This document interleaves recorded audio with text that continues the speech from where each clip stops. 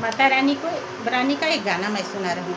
अड़हुल के फूलवा मंगवले बानी, अंगना लिपले बानी हो, मैया कलश रखी के पूजवा करिले कबले, रौरा आई भी हो, मैया कलश रखी के पूजवा करिले कबले, रौरा आई भी हो।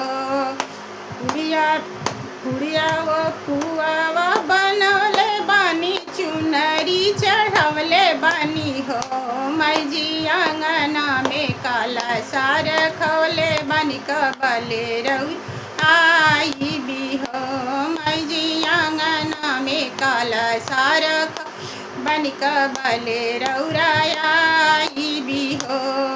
मंगिया के टीकावा मंगवले बानी, नथिया सजवले बानी हो, माई जी अंगना में काला सार खवले बानी कबले, रौरा आई भी हो।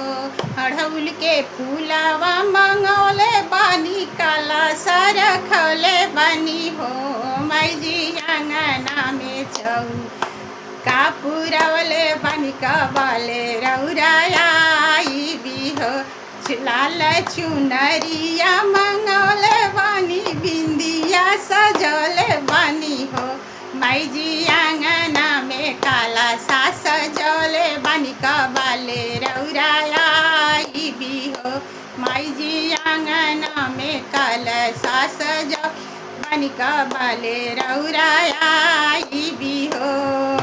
चंदन चौका पुरवले बानी, घीव बात जलवले बानी हो, माई जी अंगना में चौका पुरवले बानी, काला सार ले बानी कबले, रौरा